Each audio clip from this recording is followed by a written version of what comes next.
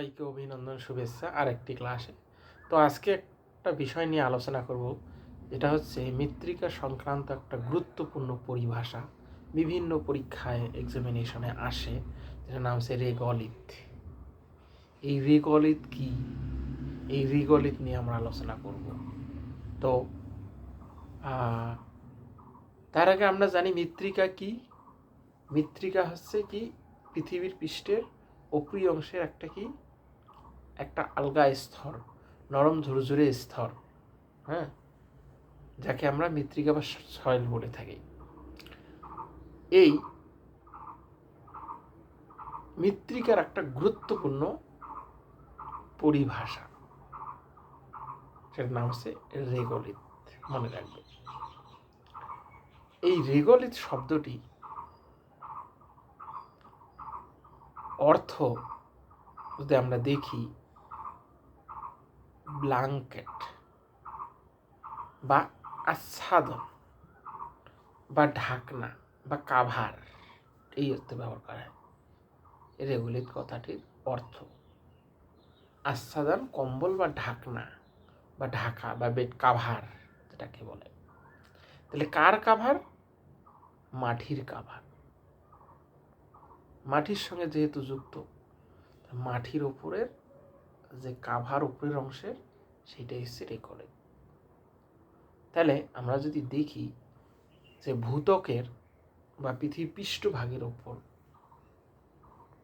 বা উপরের অংশে আলগা পদার্থ সমূহের যে ঝুরঝুরো, নরম বা হালকা পদার্থগুলো পৃষ্ঠভাগের মুখে অবস্থান করে আছে, সেই সব হালকা পদার্থগুলোই হচ্ছে বা ঝুরঝুরে পদার্থগুলোই হচ্ছে রেগলিত। বোঝা গেল?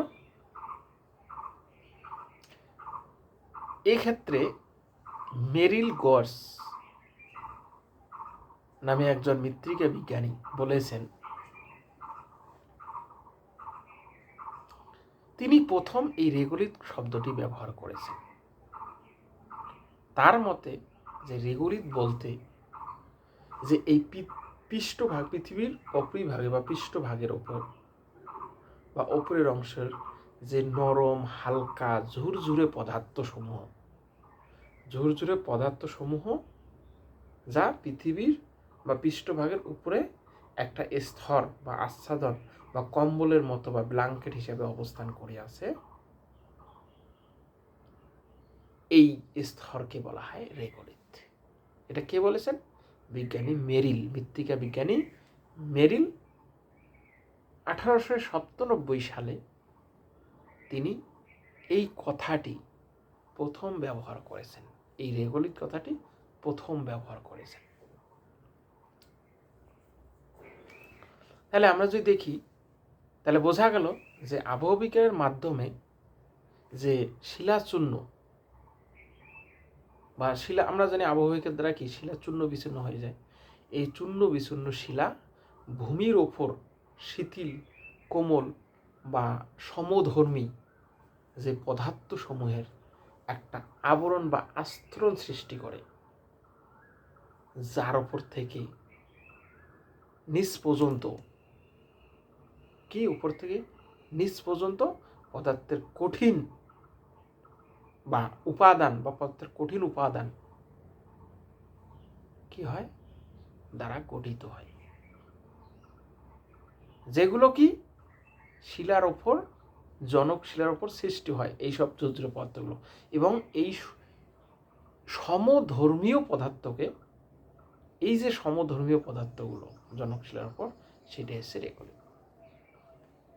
আমরা জানি এর সাধারণ বৈশিষ্ট্য বা ক্যারেক্টার, যেটা এর গভীরতা প্রায় 30 মিটার পর্যন্ত হয়। এই রেগলিতের গভীরতা, যে লেয়ারটার গভীরতা, সেটা হচ্ছে 30 মিটার পর্যন্ত হয়। আবার 20 মিটার লক্ষ্য করা যায়। রেগলিত হলো মৃত্তিকা সৃষ্টির, মনে রাখবে, একটা প্রাথমিক অবস্থা বা কন্ডিশন। কি একটা প্রাথমিক অবস্থা বা কন্ডিশন, কিন্তু এটি মৃত্তিকা নয়। মৃত্তিকা গঠন হওয়ার যে একটা প্রাথমিক অবস্থা, এই যে তোমার আবহবিকার দ্বারা বা আবহাওয়ার বিভিন্ন উপাদান দ্বারা যখন শিলা চূর্ণ বিচূর্ণ হয়ে যায়, এই চূর্ণ বিচূর্ণ পদার্থগুলো একসঙ্গে জমা হয়, একটা স্তর গঠন করে, তারপরে সেটা কি হয়, মৃত্তিকায় পরিণত হয় আস্তে আস্তে। তো এটা হচ্ছে মৃত্তিকা সৃষ্টির প্রাথমিক অবস্থা, মনে রাখবে। কিন্তু এটা মৃত্তিকা নয়, তাই রেগুলেটটা মৃত্তিকা নয়, এটা মৃত্তিকা সৃষ্টির প্রাথমিক অবস্থা, এরপরেই মৃত্তিকা সৃষ্টি হয়। তাহলে আমরা কি জানলাম, যে রেগুলিত মৃত্তিকা নয়, এটা হচ্ছে মৃত্তিকা সৃষ্টির প্রাথমিক অবস্থা, বা মৃত্তিকার উপরে যে ঝুরঝুরে পদার্থগুলো, সেটাকে বলা হয় রেগুলিত। এটা মৃত্তিকা নয়, এটা মৃত্তিকা সৃষ্টির প্রাথমিক অবস্থা। এটা একটা গুরুত্বপূর্ণ বৈশিষ্ট্য। আরেকটি বৈশিষ্ট্য হলো রেগুলিতের প্রকৃতি বা বৈশিষ্ট্যের ওপর মৃত্তিকার গুণাগুণ নির্ভর করে। কেন? রেগুলিতের প্রকৃতি যেরকম হবে, কারণ রেগুলিত থেকে মৃত্তিকা সৃষ্টি হয়, তাহলে মৃত্তিকার গুণাগুণও তাই হবে। তাই রেগুলিত দিয়েই তো মৃত্তিকা তৈরি হয়। এবার রেগুলিত হওয়ার পর রেগুলিতের মধ্যে যে বৈশিষ্ট্যগুলো থাকবে, পরবর্তীকালে যখন মৃত্তিকা সৃষ্টি হবে, সেই সব বৈশিষ্ট্য মৃত্তিকার মধ্যে পাওয়া যাবে।